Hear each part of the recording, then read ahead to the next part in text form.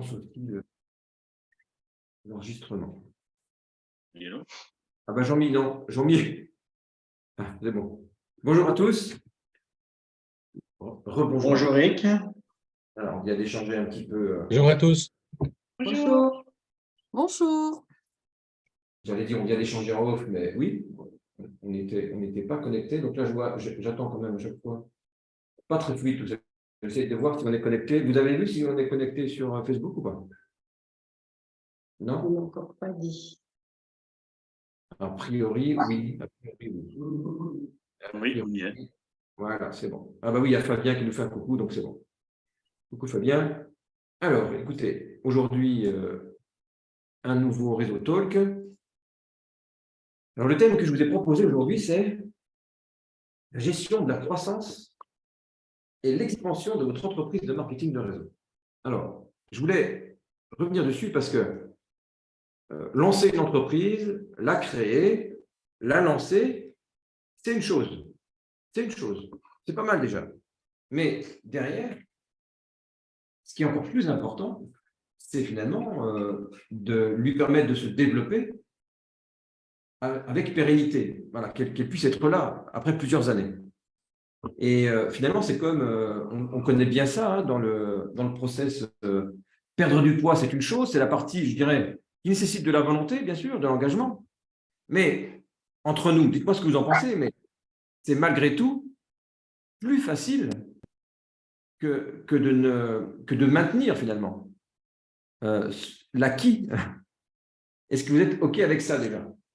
Vous êtes d'accord que l'enjeu quand on démarre un client, c'est pas l'aider à perdre du poids, finalement, c'est pas mal, c'est sûr que ça les encourage, ça leur fait du bien, mais la vraie force ou la vraie valeur que nous, on apporte, c'est de leur permettre de ne plus jamais avoir besoin de reprendre du poids. Parce que c'est là, en fait, qu'on se différencie. Les clients qui, aujourd'hui, adoptent leur comme une habitude n'ont plus besoin de reperdre du poids. Ou alors, ils vont gérer comme on le fait tous. Ils vont se battre avec quelques kilos, en fait, hein, puisque notre poids, il n'est pas constant. Il fluctue autour d'une ligne, en fait, mais on ne se laisse plus aller totalement, en fait. Donc, même si on se bat toujours avec 2-3 kilos, ça peut aller jusqu'à 3-4, mais jamais on se laisse déborder. Vous êtes OK avec ça? Vous êtes avec moi? Oui, bien sûr. Oui. Ah oui, Bien sûr qu'on est d'accord. C'est sûr. C'est sûr qu'il n'y a jamais de dépassement du moment qu'on a adopté cette ligne de conduite, même si on fait des écarts pour diverses raisons. C'est rattrapable, c'est très vite rattrapable. C'est impressionnant même comment c'est très vite rattrapable. Et quand on a le bien-être d'être en bonne santé, enfin, d'avoir de l'énergie et de se sentir léger, en fait, on n'a tellement pas envie de perdre ça que dès qu'il y a un petit écart, en fait, de suite, paf, oh, on fait ce qu'il faut et c'est comme dit Marie, c'est très vite rattrapable. Et on a bien compris qu'il ne faut pas laisser filer. Et après, c'est galère quoi, hein, pour revenir à une normalité. Et ça, c'est génial, quoi. Alors, oui, pardon, quelqu'un voulait? Oui, moi, il y a un parallèle qui me vient naturellement à l'esprit par rapport à la croissance et l'expansion de l'équipe. C'est que si je fais l'effort d'arriver à mon poids de forme et que je m'y maintiens, je dois être capable de faire l'effort d'arriver à 40 cartons et de m'y maintenir. Et puis après, de travailler pour que je puisse dépasser ce cap des 40 cartons. Faites ça un petit peu, non? Oui, alors, effectivement, mais je voulais surtout marquer la différence entre je lance, toi, et ensuite je développe, je gère la croissance. Voilà, c'est vraiment deux étapes qui sont différentes. On peut avoir beaucoup d'enthousiasme pour démarrer, on peut démarrer avec ça, avec une espèce de sourire permanent, enthousiasme, c'est que du bonheur, c'est ce qu'on entend. Mais en fait, là, gérer la croissance et la pérennité d'une entreprise, c'est pas ça. Ça va demander autre chose que de l'enthousiasme. Et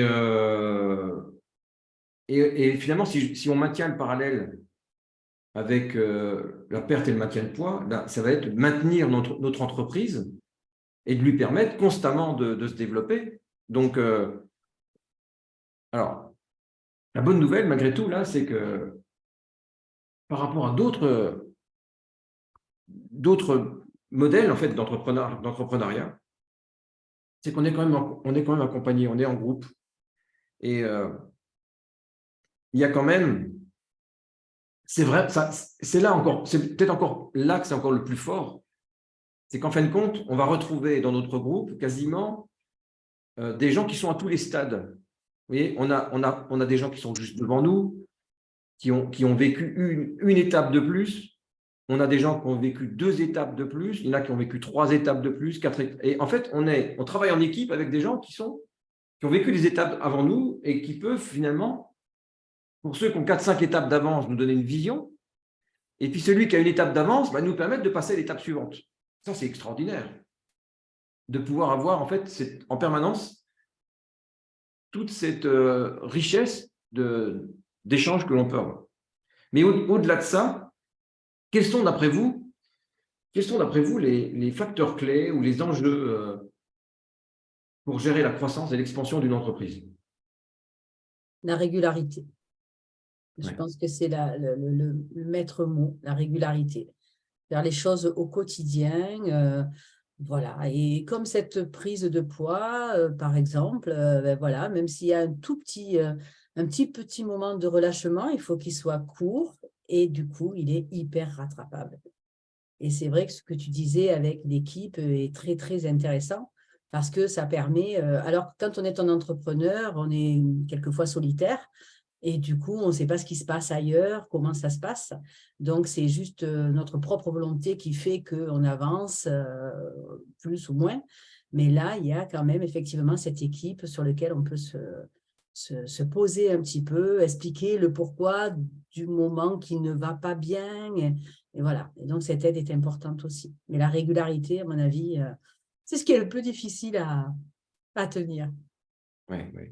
Et la régularité aussi sur des actions, on va dire, de base, comme en particulier, vous savez, moi j'ai toujours cette phrase en tête qui est un guide, hein, c'est « les enfants apprennent plus de leurs parents en les regardant vivre qu'en les écoutant parler ». C'est-à-dire que la meilleure façon d'assurer la croissance de son entreprise, ça veut dire finalement d'aider en fait l'ensemble de ses distributeurs à progresser. C'est ça en fait, c'est qu'une fois qu'on a fait notre entreprise, ben, on va aider les autres à créer la leur. Et souvent, en fait, il y a une chose simple à faire, c'est de continuer nous-mêmes pour inspirer et montrer l'exemple. Je vous donne un exemple tout bête. On a l'IPN, c'est le rendez-vous du réseau tous les 15 jours. Déjà, la première chose à faire, avant d'inviter tout le monde, c'est d'y être. Peut-être que vous trouvez ça simpliste, mais c'est la réalité. Déjà, rien que le fait d'y être, déjà, si tu veux, rien que ça, c'est déjà riche d'enseignements pour soi-même, mais en même temps, c'est montrer l'exemple. Et ensuite c'est facile, c'est plus facile d'inviter, parce que quand tu vis quelque chose, tu as des petites astuces, tu as des petits détails qui te permettent d'inviter les gens, mais en plus de ça, pour le réseau qui arrive derrière vous, les distributeurs qui arrivent derrière vous, en fait, ils vont vous imiter, ils vont dire, tiens, pour réussir, en gros, lui, il est présent, donc il faut être présent. Oui, c'est là, l'avantage, c'est que les distributeurs, comment c'est la phrase, les enfants apprennent beaucoup plus de leur leader en le regardant vivre qu'en l'écoutant parler. Donc, il y a des exemples comme ça, tout bête, c'est quels sont les éléments de base que je dois faire? Je les fais, et ensuite, eh bien, l'ensemble de notre équipe nous regarder faire et nous imiter, en fait. Et dès qu'on décroche des bases, qu'est-ce qui se passe? On parle. Oui, parce que l'éducation, c'est une chose, mais l'exemple, c'est plus important encore. L'éducation, la formation, tout ça, les outils, tout ça, c'est super. Mais l'exemple qu'on peut avoir autour de nous, de personnes qui réussissent, de personnes qui évoluent, c'est vraiment ce qui est le plus porteur. Oui, oui. Ah oui, parce que on peut imiter, en fait. Au début, on est suiveur, donc on imite ce que la personne qui a le plus d'expérience et qui réussit fait. Et ça paraît plus accessible. Et l'imitation, elle est parfois sur des petites choses, en fait. Sur des petites choses, vous voyez, comment dire? On peut imiter les gens, mais pas uniquement sur les gros trucs, oui. On peut regarder le comportement de quelqu'un, essayer d'imiter l'attitude. L'attitude de quelqu'un, vous savez que c'est juste finalement le fruit des habitudes. C'est-à-dire que l'attitude, finalement, vous regardez le physique de quelqu'un, le poids, le poids qu'il fait, on est d'accord, si on imagine que ça est une attitude, c'est forcément le fruit des habitudes.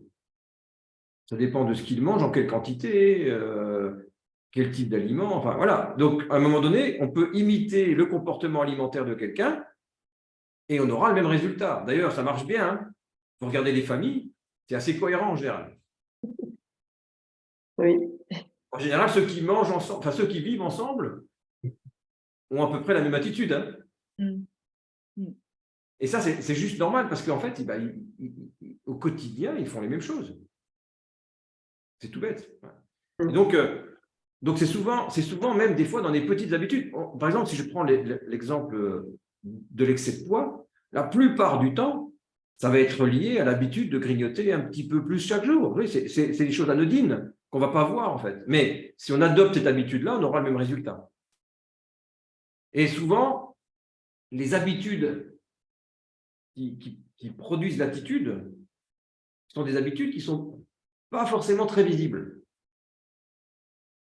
Et je vous ai dit la chose toute bête, là, par exemple, de se dire, tiens, moi, il y a une IPN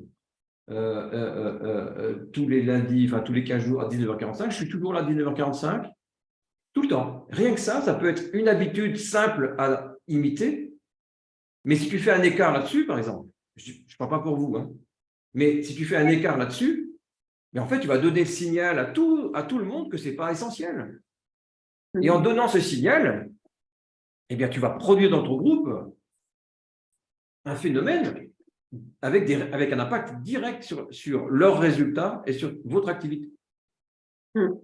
Ça me fait penser à l'effet domino, pratiquement. Dans un sens ou dans l'autre. Je ne sais pas si l'image vaut, mais… Ouais. Et c'est vraiment c'est vraiment ça, c'est vraiment comment dire, ces petites habitudes quotidiennes que les gens peuvent imiter simplement, qui peuvent vraiment faire la différence derrière sur le développement et la croissance d'un réseau. Continuer à faire les actions essentielles. Et Roger, oui? Oui, mais dans ces actions essentielles, c'est en étant présent au maximum à toutes les formations qu'il y a maintenant. Je te le disais l'autre jour au téléphone, moi je le ressens comme ça. À toutes les réunions, pratiquement à toutes les réunions, j'ai un petit quelque chose à puiser. Chez le témoignage de l'un, chez l'action de l'autre. Et comme tu le disais tout à l'heure, c'est vrai qu'on touche du doigt qu'on n'est pas seul. Parce qu'en étant présent, si on est en train de buter ou si on stagne sur quelque chose, tout d'un coup, il y a quelqu'un qui dit « moi je fais ça, ça marche ». Ah ben oui, tiens, je le faisais, je le fais plus par exemple. Donc à toutes les réunions, et ça fait partie de notre formation, en continu de nous former, moi je le ressens vraiment comme ça. Toutes les réunions, c'est une petite dose supplémentaire de motivation et d'instruction. Oui. Et l'impact, Martine, pour ce que tu disais au début, c'est que si tu as 2 ou 3 personnes, l'impact peut être important. Mais si tu as 100 personnes, l'impact va être encore beaucoup plus important. C'est-à-dire que si tu as 200 personnes, si tu as 1000 personnes dans ton entreprise, eh bien en fait, le fait de faire vraiment les actions, de base essentielles et que les gens puissent nous voir le faire, c'est vraiment un signal vraiment simple et la plupart des gens vont vraiment ensuite pouvoir tout simplement imiter notre comportement. Et dès qu'on fait un écart, les gens nous imitent aussi. Hein. Vous avez remarqué ça? Mm. Puisque en tant que leader, pour vous, ce n'est pas essentiel, ce n'est plus essentiel pour votre réseau. Et il y a des fois, je sais pas, on a l'impression que c'est pas essentiel. Mais si je regarde nous tous qui sommes ici, ça fait des années qu'on se retrouve tous les lundis matin, grâce à toi. Et moi, je peux dire, peut-être que sans ça, je ne serais plus là aujourd'hui. Je crois. Hein. Oui. Oui, parce que si tu veux, je pense qu'on a compris que c'est essentiel pour tenir notre régularité. On a besoin de renforcer la conviction, la motivation en permanence. Et c'est un outil essentiel, effectivement. Hein. On a de suivre l'exemple de tous. Je suis d'Éric, je suis de Jean-Michel, de tous, chacun, quoi. C'est vachement important. Les interactions, elles fonctionnent entre nous tous, en fait. Entre nous tous, ouais. Il y a toujours la personne qui est à notre niveau, avec qui, finalement, on arrive assez facilement à s'identifier. On arrive aussi à se projeter sur le niveau au-dessus. Hein, Ouais. de niveau. Et ensuite, comme ça, si tu veux, globalement, tout ça fonctionne bien parce qu'il y a toutes ces interactions. Ouais. Et donc, attends, il y a une réaction. Marie-Claude qui dit qu'elle est d'accord avec Roger, Marie-Claude de Speter. Et Mathieu, bonjour Mathieu, bonjour Marie-Claude, bonjour Fabien. Avant d'avoir tes habitudes, quelles ont été tes références, ton modèle? Ah, Mathieu, il pose la question, avant d'avoir tes habitudes, quelles ont été tes références, ton modèle? Oula. Oula. Ah, c'est une bonne question. Ça, c'est une bonne question. Je vais quand même vous dire par quoi j'ai commencé. Quand même. J'ai commencé par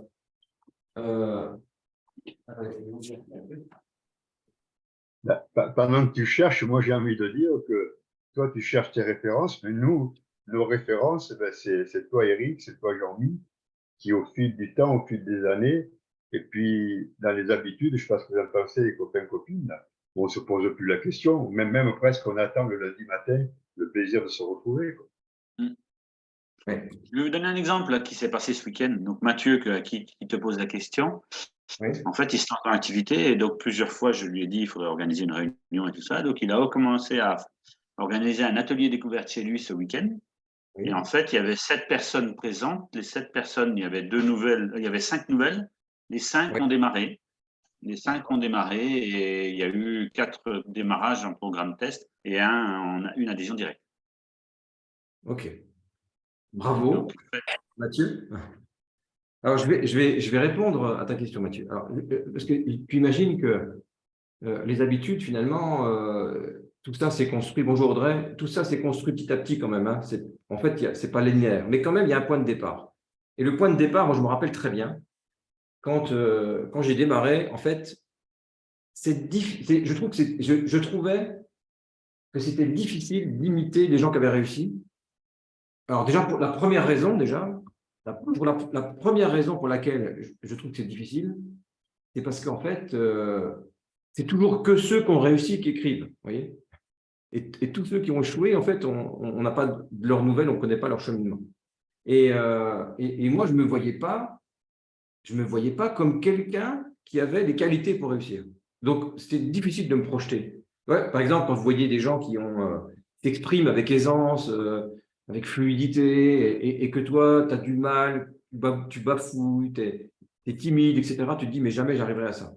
Donc, tu n'arrives pas à te projeter. Et moi, ce qui m'a aidé à démarrer, c'est vraiment le livre de Réfléchissez et devenez riche de Napoléon Hill, et surtout le passage où il décrit les 31 causes d'échec. En réalité, rapidement, c'est tout simplement parce qu'il a étudié pendant, si je me souviens bien, une vingtaine d'années des personnes qui ont le mieux réussi, et ça lui a permis, et puis aussi des gens qui n'ont pas réussi. Donc, j'ai plus les chiffres en tête, mais c'est une très longue étude, et il en a déduit ce qu'il faut faire pour réussir, mais aussi il a observé parmi tous ceux qui, selon lui, avaient échoué, quelles étaient les raisons, pour quelles raisons ils avaient échoué. Et il en a fait une liste de 31 causes d'échec. Et moi, je me rappelle, quand j'ai démarré, je me suis dit, OK, donc je vais regarder les 31 causes d'échec qui ont été clairement listées. je vais les prendre une par une, je vais voir avec lesquelles c'est déjà OK pour moi. Et puis ensuite, sur celles où je sens que je suis faible, il va falloir que je travaille. Et je vous en donne quelques-unes comme ça. Et c'est vraiment là-dessus que j'ai commencé. C'est-à-dire que je me suis dit, tiens, je prends telle cause d'échec et je travaille dessus pour adopter une bonne habitude par rapport à cette cause d'échec. Je vous donne quelques-unes comme ça. Et du coup, depuis, et ça c'était 90, ça fait 30 ans, plus de 30 ans, et je l'ai toujours vers moi, tout le temps. Et quand les choses ne vont pas comme je le veux, je me dis, par rapport à ces 31 causes, sur quoi je dérive? Et par exemple, là, sur les 31 causes d'échec, je vous donne une par exemple. La 20e, par exemple, c'est la dispersion de l'effort. Le touche à tout est finalement incapable de faire quelque chose convenablement. Eh bien, sur la 20e cause d'échec, il y a des gens qui vont échouer parce qu'en fait, ils touchent à tout et ils ne font rien de manière focus, en concentrant toute leur énergie pour avancer sur un point particulier. Eh bien, j'ai toujours essayé d'adopter cette habitude de travailler de manière focus sur une action. J'y arrive pas à 100%, hein, mais le fait d'en avoir conscience, c'est pas mal déjà. Après, vous avez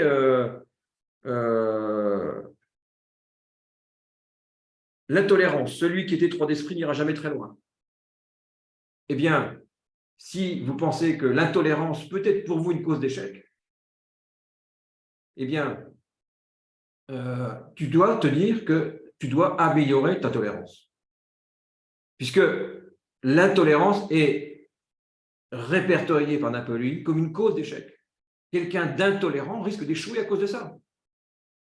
Donc, je ne dois pas être intolérant. Donc, je dois améliorer mon intolérance. Donc, dans mes habitudes, je dois travailler cette tolérance. Oui, et là, vous avez quand même 31 causes. Waouh! Le programme, il est lourd. Hein. Oui, il y a par exemple le manque de décision. Les hommes qui réussissent prennent leurs décisions rapidement. Et après, ils s'y tiennent. Donc, l'hésitation. La plupart des êtres arrivent au bout de la vie sans avoir entrepris quoi que ce soit, car en vain, ils ont attendu le bon moment. Je ne les imite pas, car le bon moment ne vient jamais. Je me mets immédiatement à l'ouvrage avec les outils dont je dispose et peu à peu, j'en trouverai des meilleurs. Oui. Je vous garantis, là, vous prenez ça, donc réfléchissez, devenez riche, vous le trouverez partout.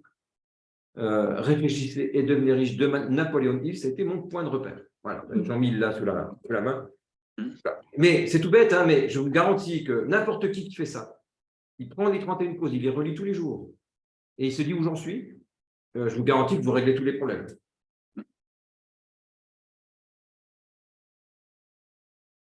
Manque d'autodiscipline. Alors, c'est vrai qu'il y a des points qui sont rudes, hein.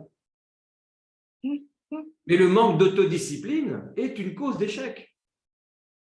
Quelqu'un qui n'arrive pas à s'autodiscipliner, il a dans les mains la 5e cause d'échec qui a fait que beaucoup de gens ont échoué. Et l'étude, je vous dis, elle est sur une vingtaine d'années, sur des milliers de personnes. Donc, à un moment donné, on peut s'y fier à ça. Donc, si je manque d'autodiscipline, eh bien, je dois faire en sorte d'avoir plus d'autodiscipline. Donc, trouver des solutions. Voilà, j'espère que j'ai répondu au moins partiellement à ta question. Mathieu, vous voulez ajouter quelque chose? Mais oui, parce que je trouve que la question de Mathieu, c'était quelles étaient quelque part les personnes auxquelles tu te référais, que tu observais, mais ta réponse, c'est que en fait, tu as cherché toi-même dans des outils tes solutions. Tu vois, donc il y a les deux. Il y a effectivement observer ceux qui réussissent et les imiter, mais je pense aussi qu'il y a une recherche personnelle de ces manques, quoi. Oui, parce que ce qui est extraordinaire, quand on réfléchit bien, vous avez des gens qui ont un jour décidé d'écrire des livres. Vous imaginez ce que ça veut dire? Ça veut dire qu'il y a des gens qui ont toute une vie appris, ils ont agi, ils ont observé, ils ont appris, ils ont amélioré, et ils ont la générosité de nous l'offrir à tous pour 10 €. C'est-à-dire que vous avez l'acquis, l'expérience d'une personne, toute une vie, c'est pas une personne, c'est une vie complète, une synthèse, et la personne, elle nous le donne dans un livre, hein, et je dis 10 € parce que c'est le prix où on peut l'acheter, des fois même c'est gratuit, si on peut se débrouiller. C'est quand même, moi je trouve que c'est absolument incroyable d'imaginer ça, dire qu'il y a et qu'on en profite. C'est gratuit, enfin, c'est disponible, quoi. On apprend beaucoup dans les livres. Dans les livres et puis maintenant sur YouTube aussi, hein, quand on voit toutes les vidéos, les conférences et tout qu'il y a, il y en a. Mais pour continuer dans ton sens aussi, si on vient sur Chryslore, les IPN, toutes les formations, tout ça, tous les intervenants, ils interviennent gratuitement. Bon, j'en sais un peu quelque chose pour y avoir participé dans les débuts. Ça demande de l'investissement en temps, en heure pour préparer quelques minutes d'intervention. Et c'est vrai que j'ai presque envie de dire c'est malhonnête de ne pas y assister, alors que tous ces gens-là nous offrent de leur temps, de leur partage gratuitement, quoi. Voilà. C'est vrai. Ce que tu veux dire par là, c'est qu'en fait, les indépendants que nous sommes, on a tout entre les mains.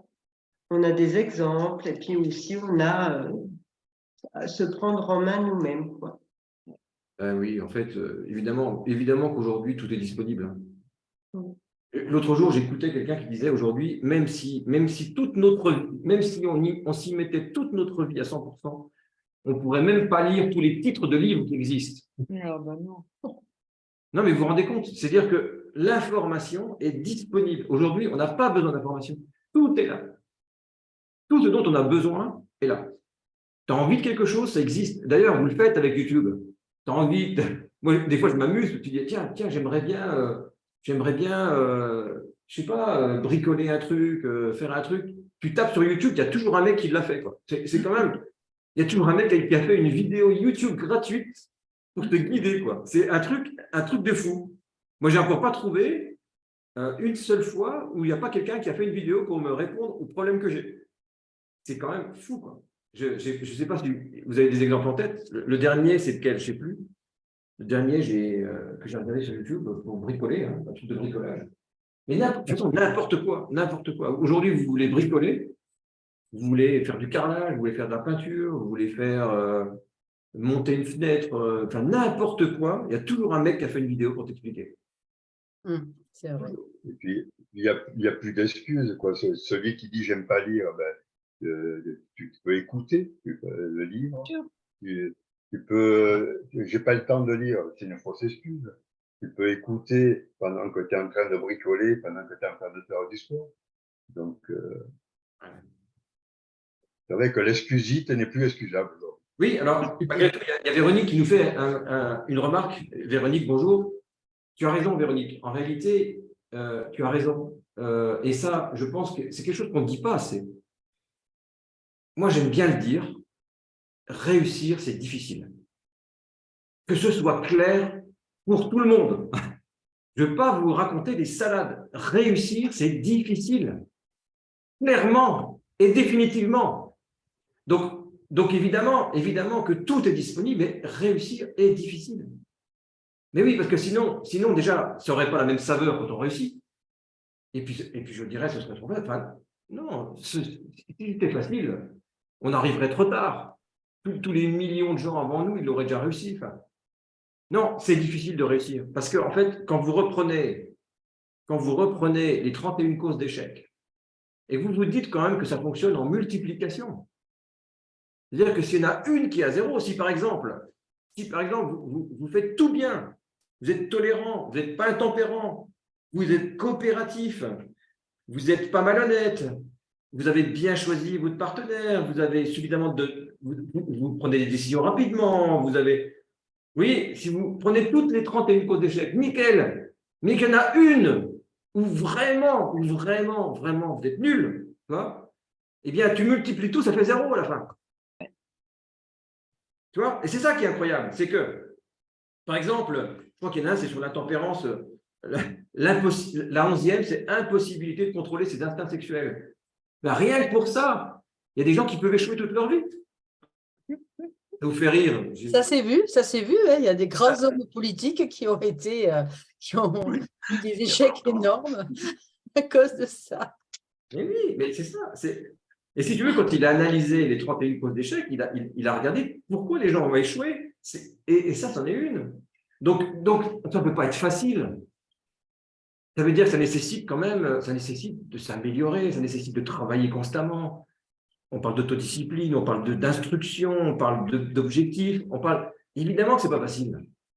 Mais en revanche, on ne pourra pas dire qu'on ne savait pas.